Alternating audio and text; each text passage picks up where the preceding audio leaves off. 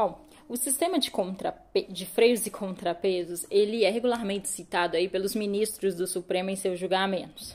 Nada mais é do que os poderes legislativo, executivo e judiciário trabalhando juntos, um supervisionando a atividade do outro para manter a ordem democrática. Por exemplo, o legislativo está com um projeto de lei. Sim, nesse caso o judiciário entra para ver se aquele projeto de lei está de acordo ali com a Constituição, tá?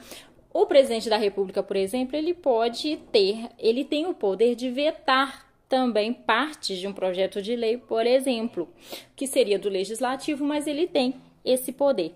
Por exemplo, o Senado Federal, ele tem o poder de julgamento também. Ele julga os ministros do Supremo, ele julga os ministros, o presidente da República nos crimes de responsabilidade.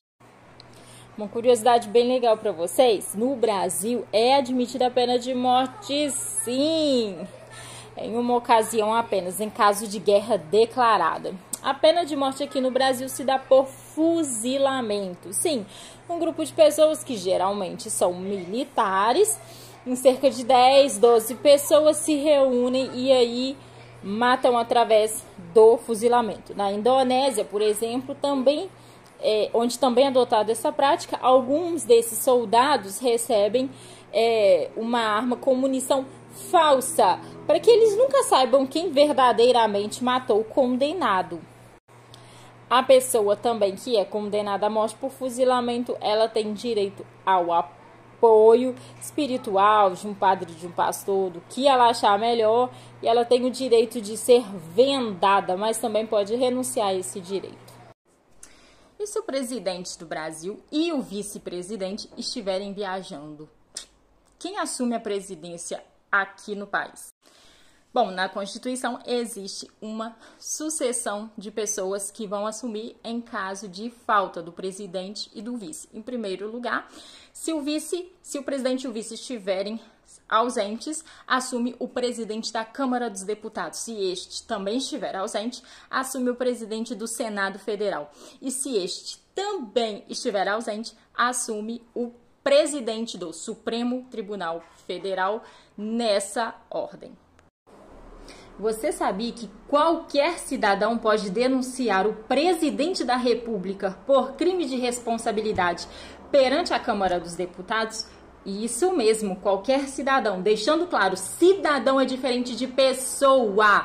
Pessoa é independente de ter vínculo com o país. O cidadão, não. Cidadão, ele precisa ser um brasileiro nato ou um brasileiro naturalizado.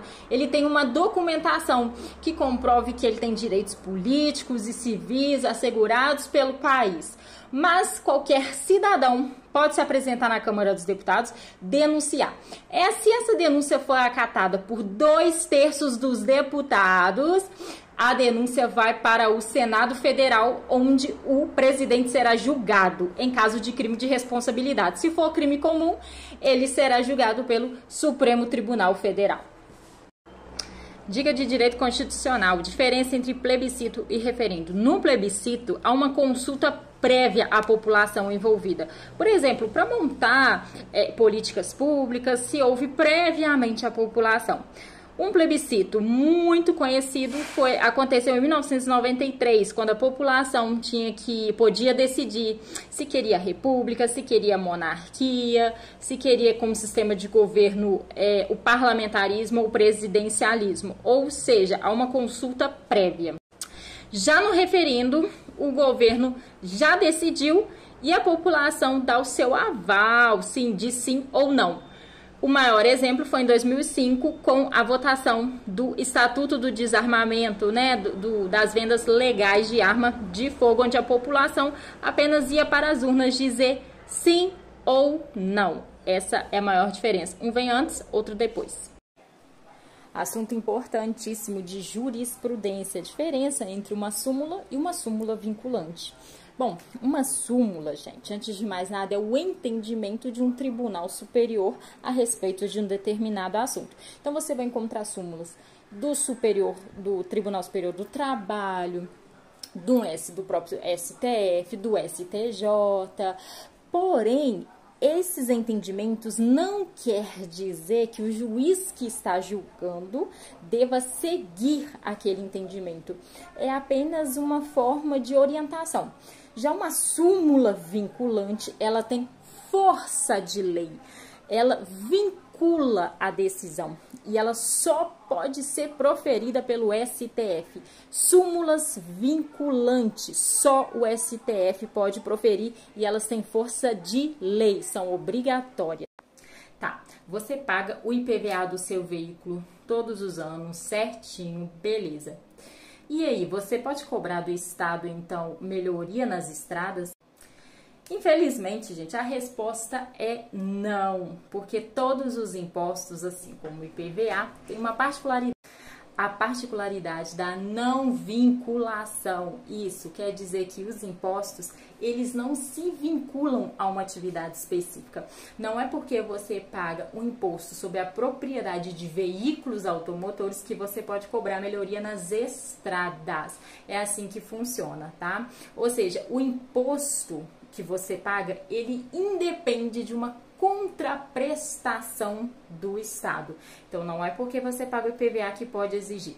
O IPI, Imposto sobre Produtos Industrializados, não quer dizer que você pagando o imposto vá para as indústrias. Não vinculação.